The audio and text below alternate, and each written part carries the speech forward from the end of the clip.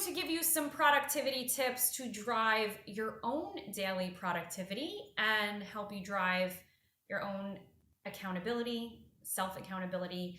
It's very difficult to find people who are naturally very efficient and productive and great at multitasking. And the reality is if we Parkinson's law, which I talk about a lot, tends to take over. So Parkinson's law tells us that work expands to fill the time we have to complete it. It's the reason why a really simple task can come in that'll take us no time at all, but if we don't have a deadline around it and there's no real urgency to get it done, we will sort of leave it floating in the background, and then when it is actually time to get it done, we scramble. Parkinson's law is also the reason why you can magically get an incredible amount of work done efficiently while you're multitasking on the Friday before you're about to take a 3-week European vacation.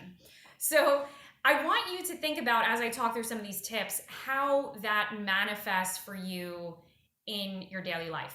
Okay, so my first tip, and this is a theme throughout a lot of my videos, is having a really strong understanding of what drives the business. What makes the business money? And I don't necessarily mean that literally. I mean, what does the practice need to accomplish or needs to happen on an ongoing basis for it to continue to be successful and grow? So we need new clients coming in, right? We need high margin clients, top tier clients. We need to deliver exceptional service. We need to leverage our centers of influence. We need to deepen brand awareness, etc. That's why I recommend all firms have practice objectives that underpin what the business needs to achieve. It's equally as important for each individual revenue and non-revenue producing people to understand their own personal objectives, the things that they need to do on a daily, weekly, monthly, ongoing basis in order to support the business in succeeding or driving results. So if you're an advisor, your objectives are really simple. It's bringing in new business, driving brand awareness, positioning yourself as a thought leader, driving relationships with centers of influence, delivering exceptional service to top tier relationships, and deepening rapport with your clients, right? That's generally speaking the objectives that an advisor would have. I recommend that everybody actually write their objectives out and keep them.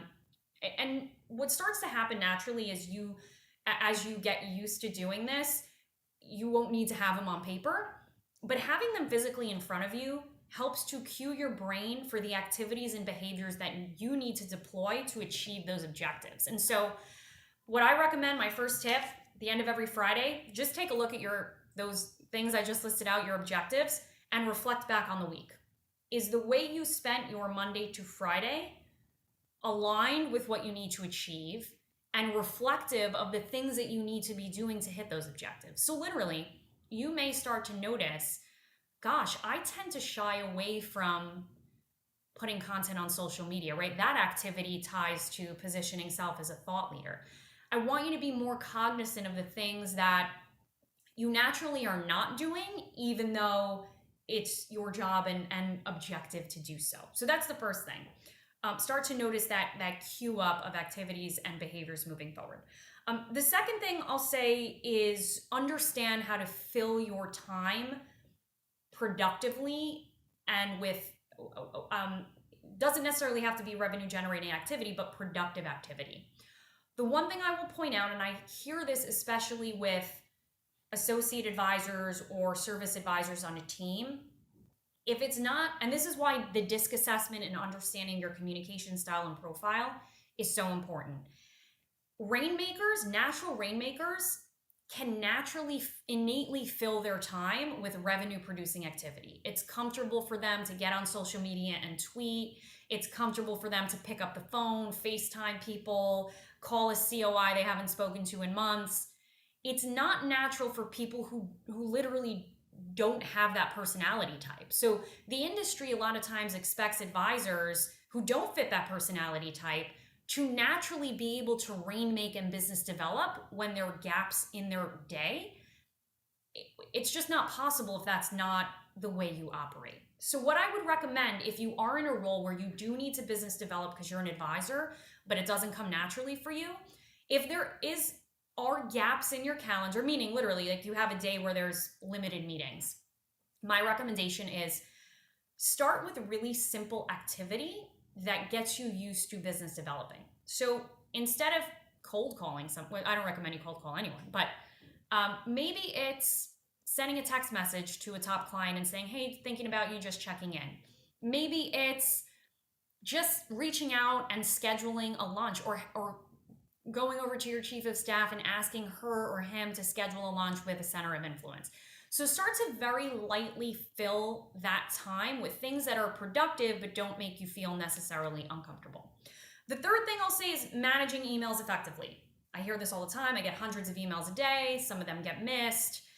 I also hear, and again, our natural human behavior sometimes is to, sometimes we're comfortable in chaos more than we are comfortable in a really calm, productive environment. I hear a lot of times that emails will come in and the person will focus on the most difficult task, thinking that if they can get through that, they'll be successful. I recommend people look at it the total opposite way. The easiest task first, so that you can create some sense of success for yourself. You can feel like you've accomplished something. That will help you better prioritize the rest of your tasks. In terms of emails, my recommendation is that every single email gets answered immediately when it comes in or as soon as possible. Doesn't matter if you can't answer the question or give the solution. You're going to respond to the email. First of all, if you can solve the problem, just do it. Just answer the question and get it over with. The second type of email is one that comes in where you need some time, but you know when the deadline is, or you know when you're going to get back to that person. Let the person know you need 24 hours or 3 days. Flag that email and CC your assistant or chief of staff or whomever. Remember that your assistant, your operations person, whomever, is the air traffic controller. They're responsible for helping keep you accountable to the things that you should be doing, and everybody in the organization. So if you have trouble sometimes, like you'll respond to something but then forget to get back to it, flag it, CC your assistant, and they should know to put that in your calendar for the day in which you said you'd get back to the person. Just as a little reminder at the top of your calendar. Now, there are also emails where we don't know how much time we need, and maybe it's something that we don't really want to address. Like maybe it's a wholesaler, no offense wholesalers, but maybe it's a wholesaler email, or maybe it's a bigger project that we're just not ready to focus on. Folks, get used to saying no. It gets easier the more you do it.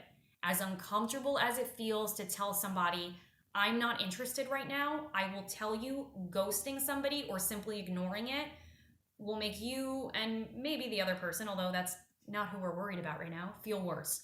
Respond with, thank you so much, we're super busy, or thank you so much, ping me in 6 months. Now, if it's something that you do need to focus on, but you're just not ready for it, flag the email, CC your assistant, and that's a discussion point in your next team meeting about when and how you want to build out the timeline for completion. The next tip is get in the habit of checking your flagged emails at the beginning of every single day. It should only take you a couple minutes. Run through, clear out whatever you can. It'll make you feel better to uncheck the flag. And then same process over and over. The other thing I'd say, and this is more technical, and I talk about this a lot, identify ways in which you can better use technology. As great as tech is in our industry, advisors are still in the habit, and teams, of not leveraging workflows within a CRM, assigning tasks. So anything that is repeatable and systematizable, and that is repeated over and over, onboarding clients, scheduling and running review meetings, etc. That activity and all the activity around it, so the actual scheduling, sending out the agenda, getting the paperwork prepared, all of that stuff should be in a workflow that automatically spits out the tasks to people on the team at the optimal time. The other thing I'd say is, and this is something that some people like and some people don't, but start to think about being very protective of the calendar. There's nothing wrong with instituting a new rule where you only do client review meetings on Tuesday, Wednesday, Thursdays at 9, 12, 3, I won't say 6 o'clock, but 3 times a day, Tuesday, Wednesday, Thursdays. Keep in mind that the consumer and the consumer's behavior can be shaped by the service provider. and I don't mean that necessarily in a negative way. I mean, like, we're used to going to the doctor and the dentist, in the office at a specific time or whatever it is. We can start to leverage some of those same best practices with clients. Okay, I know this was a lot of information. I hope it was helpful. Let me know if you feel more productive in the coming days. Talk to you soon. Bye.